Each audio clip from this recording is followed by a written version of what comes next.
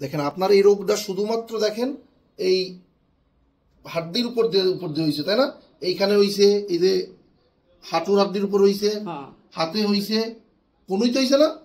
হ্যাঁ, এইটা হচ্ছে সোরিয়াসিস বলে। হ্যাঁ, এই সোরিয়াসিস হলে আপনি কিন্তু কিছু ওষুধ খাইতে পারবেন না, কিছু অ্যান্টিবায়োটিক আছে, কিছু ব্যথার ওষুধ আছে, হ্যাঁ, কিছু প্রেশারের ওষুধ আছে, যেগুলো আপনি কি করতে পারবেন না, খেতে পারবেন না।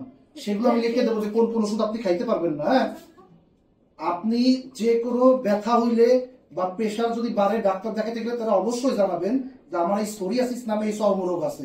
তখন সে বুঝবে যে কোন কোন ওষুধ আপনাকে দেওয়া যাবে না।